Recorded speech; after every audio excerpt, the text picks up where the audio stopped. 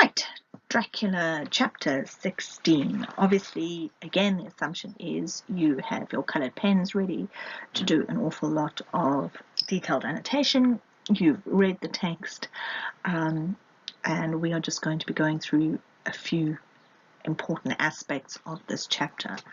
So, brief summary: Van Helsing, Seward, Quincy, and Arthur go to Lucy's tomb. Van Helsing rescues a second child from Lucy and also prevents Arthur from becoming Lucy's next victim. Arthur manages to destroy Lucy, but at the same time he saves her soul, and Van Helsing suggests that they track down Dracula and destroy him. So this is actually going to be Lucy's second death. We've already gone through her first death and her funeral. But with this, the chapter brings to a close the second main phase of the novel. And luckily for Lucy, the threat to her soul has been averted by the concerted efforts of these four men who love her. So Lucy's first death can be seen as a punishment for her misguided and frivolous ways, whereas her second death is her salvation. Interestingly, this seems to be allowed. Why? Perhaps because she is not a foreign, irredeemable vampire woman. She is actually English. So maybe, again, Stoker is exploring the desire to save the innocence of English womanhood from alien invasion. And by alien invasion, we do not mean tiny little green men. No, we are talking here about the invasion of foreigners. So again, it's exploring the idea of xenophobia. So as I said, we are moving to a close of the second phase of this novel. And what has happened in the second phase? Well, the first phase obviously being up to when Jonathan escapes the castle. So the second phase develops the notion of Dracula primarily, I think, as a threat to England's female population. Obviously, he has been portrayed to us as this insidious seducer who manages to lead wayward modern women into temptation. So he is almost been compared to Satan here in the Garden of Eden. I think there is quite a lot here to suggest that Lucy represents the fate of those who approach life in a frivolous, silly manner, who are not serious, who are not virtuous. And in this next section, section 3 of the novel, Mina is actually the one who comes under attack. And as we know, she has up to now been presented as completely virtuous. So by attacking Mina, Dracula can be seen to be attacking the Victorian ideal of the maternal female, because remember, she is just the most amazing woman.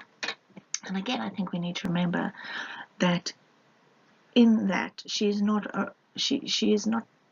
a real character. She doesn't strike you as real, or the reader as real, because she is so contrived in order that she is this virtuous, perfect woman.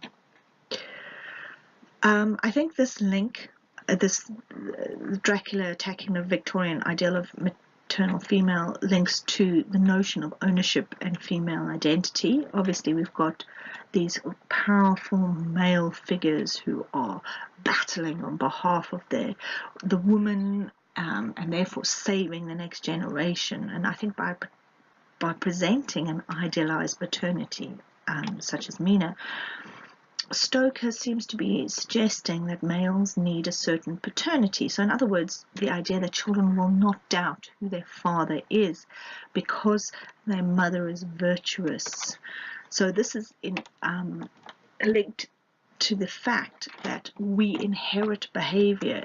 Behavior is in the blood. So again, it's that whole biblical idea of the apple doesn't fall far from the tree. Okay. So notions of the so-called purity of blood and national salvation, and the idea of so being pure, being good, being patriotic, saving your country from foreign invasion, tends to grow in popularity in times of social uncertainty. A very, very good example, of course, of this is Nazi Germany. Okay, at the end of the 19th century, as there is at the end of every century, a sense of uncertainty and fear. And it's linked, in this case, it was linked to the rapid transformation in social conditions. And I think modernization and the Industrial Revolution obviously impacted on people's customs and conventions and traditions. And similarly, at the same time, the British Empire, although still strong, was now beginning to compete with other empires in terms of control, and therefore felt a little bit under threat. Okay, so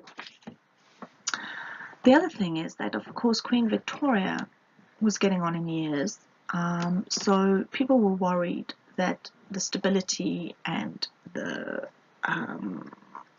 her reign would be coming to an end, because I realized it wasn't going to last forever. And maybe Stoker's novel is simply giving voice to the fear of technological advance and the loss of heritage. I think that's quite simplistic and only one element, but I think it is something worth considering. I think on another level, the novel also appeals to national pride and evokes the myth of St. George and the Dragon. And if you don't know the story, do go and read up on it. But it is also the idea that George slays the dragon in order to save the damsel in distress. And obviously Dracula is the dragon, and similarly the word Dracula is derived from the Romanian word for dragon, Dracul. And Lucy at this point is obviously the damsel in distress, and Mina will become the damsel later in the narrative. But only one of them manages to survive the encounter with the dragon, yet both are saved from the dragon's eternal clutches, obviously, in terms of souls. I think it's important also to note that the role of St. George will therefore vacillates between Arthur, Van Helsing, and Jonathan. Okay. So it is, as you can see here, we are back on Seward's diary. They have gone to visit the coffin. It is empty. Okay. And obviously it causes a lot of stress and tension, but it's okay because Quincy Morris was phlegmatic in the way of a man who accepts all things. So if you recall back to the humours, the phlegm, the bile, the blood, well, the bile being yellow bile and black bile. If you were phlegmatic, your personality tended to be relaxed and very easygoing, all things that Quincy is. So he can't smoke, all right, but he cut himself a good-sized plug of tobacco and began to chew. Again, just a reminder of the differences between nations and societies. Quincy is American, so this could represent the idea of the civilized England versus the New World. Remember, America was colonized by Britain for a while. So again, it's just the idea of how people are so different. And again, constant links to this notion of xenophobia and fear of alien invasion. So they go inside, and Van Helsing seals the tomb. By sealing the tomb, it doesn't mean he closes them all in and uses a sealant like around the bathtub. No, he goes in and he performs a rite, like an incantation. And when they ask him what he's using, he says, the host. Okay, now the host is consecrated bread, believed by the Catholics to be the body of Christ. Okay, now we know about that. We've spoken about the body and the blood of Christ and the body of Christ. So Van Helsing, and this is important that we know this, Van Helsing is clearly Catholic.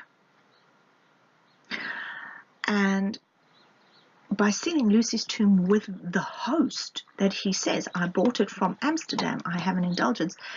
So he's bought from Amsterdam, has been given to him in particular for an indulgence. He is showing that he has faith in God.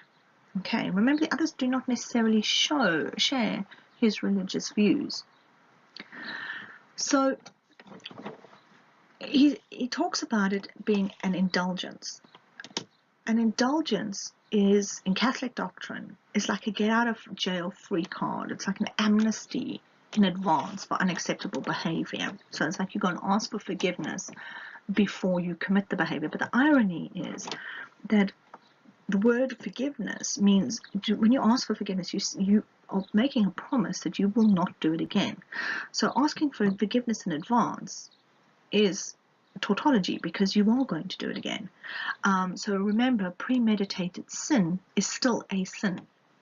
So even though you've asked for an indulgence in advance, you are double sinning, because you know you're still going to sin. Okay, so it's a bit of a double whammy. Note how the other gentlemen are appalled, even the most skeptical of us, when Van Helsing uses the host. So again, like I just remind you that they don't share the same religious views, but even they are completely shocked, flabbergasted at the fact that Van Helsing is using the host in such a sacrilegious way. Okay, because to him it is the most sacred of things. So the term, I think we need to go back and keep looking at this term indulgence being so important here, and this is what we mean by deep level analysis. Is the term indulgence implies that Van Helsing has been given permission. He's gone, when he was in Amsterdam, he's gone to a high-ranking church official, and he has said, I need the host, and this is what I need it for. And he's been given permission. That's why it is an indulgence. And I think the fact that Van Helsing is using a symbol of this significance, this personal significance, shows the others how sincere he is. Because remember, he is using this in could be considered a sacrilegious way, and the sin that is unforgivable in the Bible is the blasphemy of the Holy Spirit. So if he is bordering on this, he's so sincere in his belief, he is prepared to give up his soul, because he could get into trouble one day when he gets to heaven for using the host in this manner. So clearly Van Helsing is the character with most faith. He's definitely the most religious of the four. And it's interesting that Stoker has chosen to make him Catholic. All right. Remember, in England, we have this history, and thank you to Henry VIII, we are now Anglican, but up until that point we were Catholic, and Catholicism and the Anglican Church have been in constant battle against one another, and part of things like the gunpowder plot were an attempt to overthrow the Protestants and put the Catholics back in place. So there's always been this kind of tension running between the two. So it's quite interesting that Stoker himself, who was Anglo-Irish, so having Catholic and Protestant roots, is not ignorant of the tensions between these two branches of Christianity, yet still chooses to now use that and make it into quite a big deal. So they go through, they are obviously, they're in the tomb, and it talks about, never did tombs look so ghastly white. Never did cypress nor yew or juniper so seem the embodiment of funereal gloom. Never did tree or grass wave or rustle so ominously. Never did bough creak so mysteriously, and never did the faraway howling of dogs send such a woeful presage through the night. Okay. Note here how the Gothic setting, Stoker's creating this dismal setting of horror. Obviously he's focusing on sight and sound, lots of sound, and let me just remind you again of the idea that in horror movies, if you turn off the volume and watch a horror movie, it is certainly not as creepy or as scary. The directors and movie makers certainly rely on the use of sound, because that is what scares us, because something we cannot see, it's a noise, and it becomes very frightening. So he's created this great tension, and then we see this white figure advance, a dim white figure, and this is Lucy, and she comes across as quite ghost-like. Now we don't envisage vampires as ghost-like anymore, because we have, as a society, been exposed to vampires in many different forms. Please remember, the Victorian society did not know about vampires. They learned from Stoker, and of course everything we now know is primarily or linked back initially to Stoker's novel. Note, however, though, this dim white figure has now become a dark-haired woman. She was blonde, and Stoker has deliberately changed the color of Lucy's hair, which emphasizes as well how much she has been transformed. And if you recall, two of the vampire women in Castle Dracula also had very dark hair. So this description of Lucy is made so that we begin to associate her with those characters. Okay, so again, remember, Seward is the one who's writing this. He says you could hear the gasp of Arthur as we recognize the features of Lucy Westenra. So at first they don't recognize her, and it is because Lucy was so full of sweetness and purity, and now she's this nightmare figure of heartless cruelty and voluptuous wantonness. Okay. So Van Helsing raised his lantern and drew by the slide, so it's a little slide in the lantern. So the concentrated light that fell on Lucy's face, we could see that the lips were crimson with fresh blood. So again, focus on the mouth, the lips, the color crimson. Lucy has obviously just feasted, and she has, and it is this feature, this image, and these bloody lips that are what finally transform her in the eyes of the men. They no longer see her now as Lucy, but are starting to view her as this monster. And it's interesting because they shudder with horror, and I can see by the tremulous light that even Van Helsing's iron nerve had failed. So remember, this is quite significant because Van Helsing is the fearless, confident expert. He is the man who knows everything, and the fact that his nerves are described as iron, which is very strong and is very hard to dent, even he has managed to become overwhelmed and fearful. Okay. So Seward says, when Lucy, I call the thing that was before us Lucy because it bore her shape. Okay, and Lucy's eyes were unclean and full of hellfire.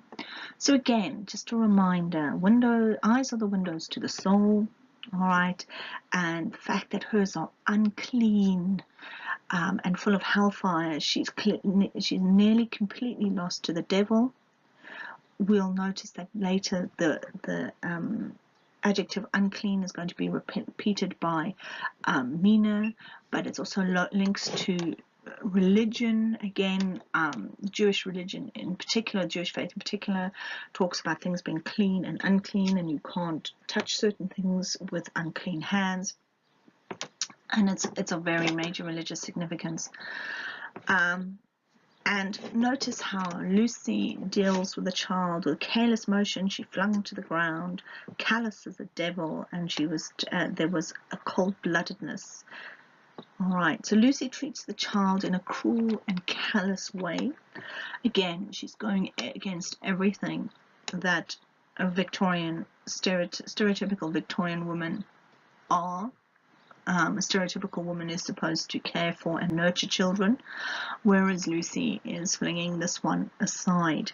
Okay, she then ramps up the sexuality and the voluptuous behavior in her attempt to entice Arthur into her arms. And I think it's quite important to note she approaches the men in this very sexually overt way, but unfortunately for her, instead of arousing passion, she actually garners feelings of repulsion and disgust from these men. But again, very interesting to note that it is in this vampire form that we see that her carnality comes to the fore. So Stoker seems to associate carnal sexual behavior with a vampiric form.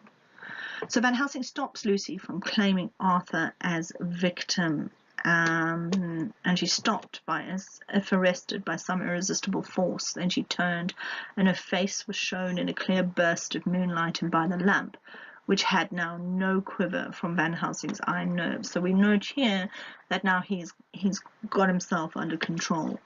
Never did I see such baffled malice on a face, and never, I trust, shall such ever be seen again by mortal eyes. The beautiful colour became livid, the eyes seemed to throw out sparks of hellfire, the brows were wrinkled as though the folds of the flesh were coils of Medusa's snakes. So just a reminder, in Greek mythology, Medusa was one of the Gorgons, and anyone who looked at her face was turned to stone. And she had this, for hair, she had this mass of writhing snakes. She's killed by Perseus, who decapitates her. So again, it's really interesting that Lucy's brow and the wrinkles on her brow are being compared to Medusa's snakes, because she also needs to be decapitated in an attempt to save her. Stoker also talks about how she was the passion masks of the Greeks and the Japanese. So there's the Greek masks there for you, and the Japanese masks, and they were used in drama. Okay, but note how the mouths are quite square, especially in the Japanese mask, which is this red one, and the Greek one, which is on the right of the two.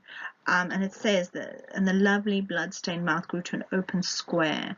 Okay, so that's what it's saying. It's like she's got this evil mask on. And again, remember, masks symbolically hide the true personality. So if ever a face meant death, if looks could kill, we saw it that moment. It's just Seward's little joke, but it kind of doesn't really, certainly doesn't detract from the impact of the scene. We realize how dangerous things are going, and we almost need that little bit of humor like Seward in order to break a bit of tension, otherwise it's just a bit too much. We move on to the 29th of September at night. A little before 12 o'clock, Arthur Quincy Morris and myself, called for the professor. It was odd to notice that by common consent we had all put on black clothes. Of course, these are traditional colours of mourning and appropriate for your funeral. Remember, they wore it to Lucy's funeral. So although Lucy's had her official funeral, they are still going to her another form of her funeral. Also, please note, it does help getting around at night in black if you're wearing black, because it makes you less visible. All right. So they talk about Arthur was trembling like an aspen is a tree, and saw that the body lay there in all its death beauty. So Seward's description shows how Lucy no longer commands his feelings. He seems more repelled now by this carnal thing that she's become, and in fact he calls her the foul thing. So it's evident now that she is no longer beautiful or human in his eyes.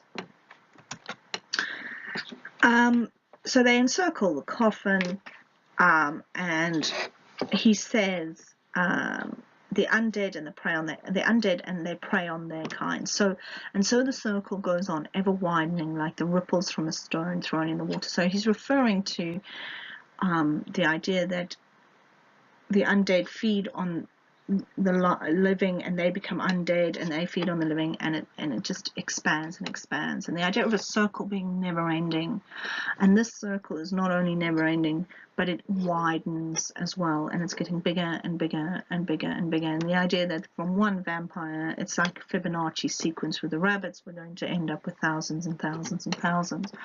So the circle goes on forever widening is a metaphor, and then he compares the metaphor, he uses a simile so that we can see that it's like when you drop a stone, and it's a very visual image about how the waves, the ripples just seem to magnify and continue, and they go on and on and on. And it's the idea that unless this monster or these monsters are stopped, there will be for eternity these vampires roaming.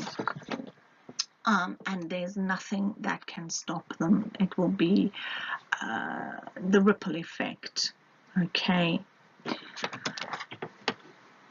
So we've got Arthur now, who's now become resolute. He's determined. He is going to hammer the stake into Lucy's heart with all his might. And he struck with all his might.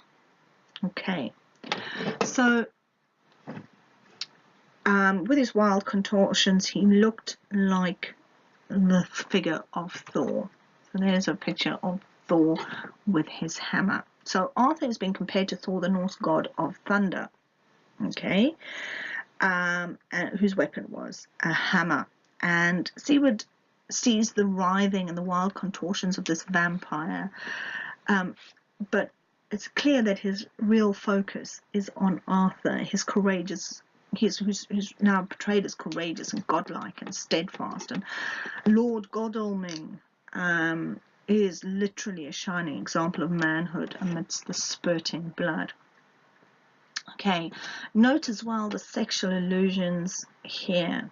Okay, so apart from the fact we've got the allusion of Scandinavian mythology, but we've also got heavily sexual allusions. We've got things like this body is contorting as if writhing in the throes of passion.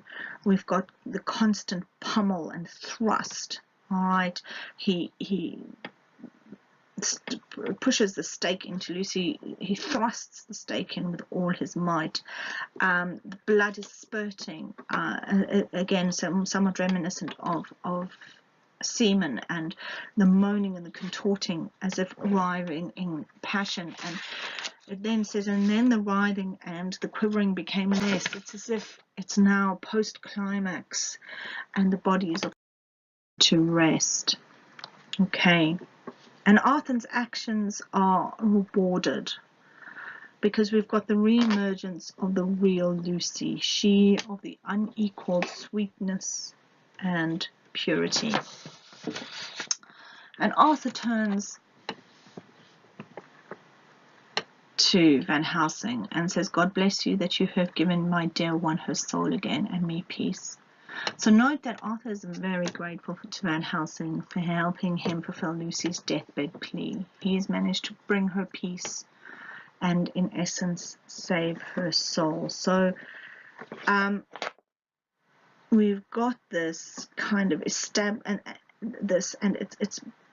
to bring about a sense of closure to the second phase of the novel. Obviously, Van Helsing goes on to say that there remains a greater task, and so the end of this chapter moves us into the next phase of the novel, and he invites the men to join him in this greater task, which requires them to kill off Dracula. So this novel has set the course for all subsequent, I think, vampire lore. As we can see, because the belief that a wooden stake must be driven through a vampire's heart, that the head must be removed, that the mouth must be stuffed with garlic, all of this comes from this text. And the numerous subsequent treatments of vampire legends depend on these. So we've got the idea that it's very clear that Stoker is the one who has set the precedent. Furthermore, in this chapter, the term Nosferatu is used, which, as Stoker tells us, is an Eastern European term for undead. And I think this is the first time all of the protagonists are privy to all the information that Van Helsing seems to have withheld so far. I think it's interesting as well that the love which Arthur, Quincy and Sigurd once had for Lucy has been transformed into hate at the sight of her in her vampire form. It's interesting that these lusty men are disgusted at the abundant sensuality of Lucy now that she's a vampire, and when she approaches Arthur in her vampire form, she does so in the form of a sensual embrace. But again, as I said previously, she is, instead of arousing passion, there's only feelings of obviously repulsion and disgust. Obviously, it's clear that in her vampire form, Lucy's carnal aspect is highlighted and emphasized. And the ceremony which finally kills her properly frees her spirit from her carnal body and actually is a rite of purification. And of course, this is symbolized by the sudden return of innocent beauty to her face, unequaled sweetness and purity, when the ceremony concludes.